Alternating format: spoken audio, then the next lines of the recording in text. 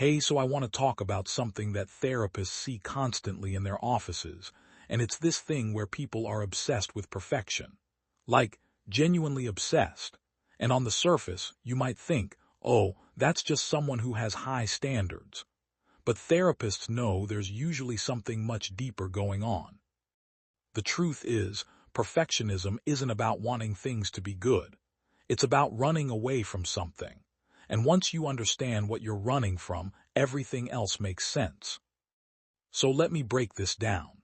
When you look at someone who has this intense need for everything to be perfect, their appearance, their work, their home, the way they come across to other people, what you're actually looking at is usually someone who is terrified. Terrified of judgment. Terrified of being seen as inadequate. Terrified of being rejected or abandoned. Here's the thing about perfectionism that nobody talks about. It's a cage. And the person inside that cage thinks the cage is protecting them. They think, if I'm perfect, if I never make mistakes, if I'm always on top of everything, then nobody can hurt me. Nobody can reject me. Nobody can leave me.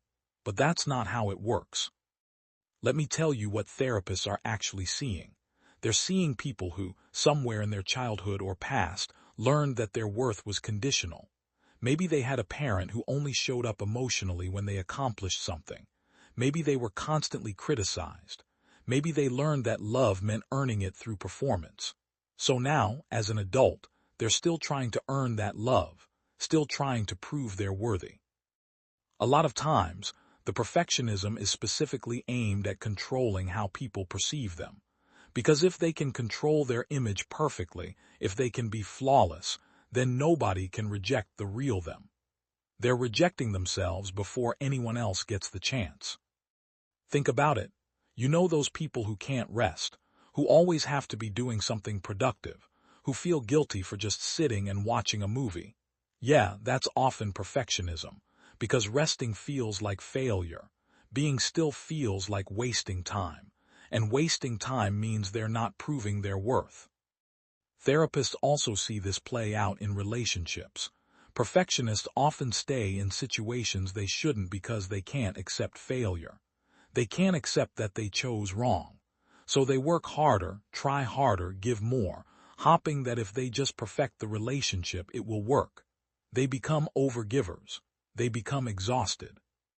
And here's where it gets really interesting. The thing they're running from, let's say it's abandonment or not being good enough, that thing never actually gets resolved through perfectionism, because perfectionism is just avoidance. It's like running on a treadmill.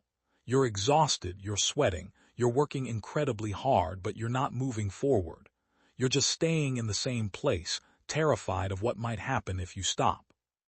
Perfectionism also creates this interesting psychological trap where anything less than perfect feels like total failure.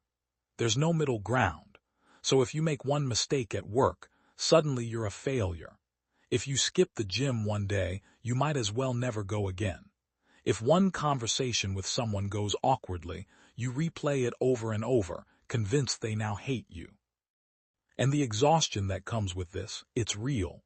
Perfectionists are often running on fumes. They're anxious. They're depressed. They have stomach issues. They can't sleep well. Because their nervous system is constantly activated, constantly trying to prevent disaster, constantly trying to maintain this perfect image. One of the really insightful things therapists say is that perfectionism often comes from a lack of unconditional love in childhood. When a kid grows up in an environment where their value is tied to their performance, where love is conditional, they internalize that. As adults, they become their own harsh critic. They become the parent who only loves them when they succeed. So what does this actually look like in real life? Let me give you some examples. There's the person who can't turn in a project at work unless it's absolutely flawless, even if it delays everything. There's the person who can't enjoy a vacation because they're thinking about all the things they should be doing. There's the person who puts on a completely different personality around different people because they've perfected what each group wants to see. There's the person who has a breakdown over a small weight gain because their perfect image is cracking. There's the person who stays in a bad relationship for years because admitting it failed is too painful. There's the person who can't ask for help because that would mean admitting they can't handle everything. And here's what's really sad.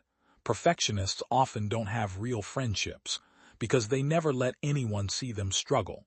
They never show vulnerability, so people don't really know them. They just know the perfect version that's been carefully constructed. Therapists also point out that perfectionism is often a trauma response. If you grew up in an unpredictable, chaotic, or dangerous environment, perfection can feel like a way to control things. If you learned that mistakes had serious consequences, if you learned to read the room and adjust yourself to stay safe, then perfectionism is a survival skill that made sense at the time. But it doesn't serve you anymore. The irony is that the thing perfectionists are running from, judgment, rejection, abandonment, often comes true because of the perfectionism itself. Because nobody can love a perfect version of someone. You can only love a real person. So by trying so hard not to be rejected, they often end up isolated. And the deeper thing is that you can never be perfect enough. There's always something else, always another thing to improve, always another way to fail. So the running never ends. The anxiety never resolves. So what's the antidote to this?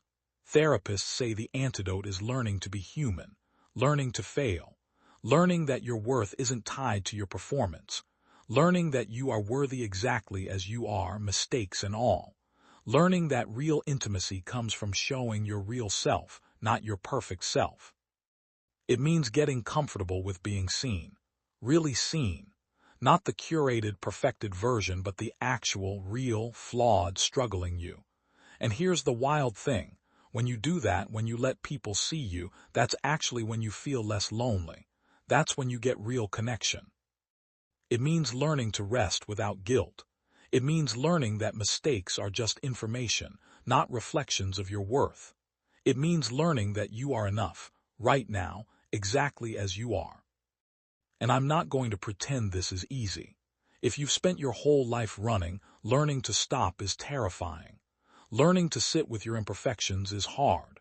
Learning that you might be rejected anyway, even if you're perfect, and that you'll be okay, that takes time. But that's the work. That's what therapists are pointing to when they say that your need for perfection means you're running from something. They're saying, stop running, turn around, face the thing you're afraid of, because it's never as big as you think it is, and you're stronger than you think you are.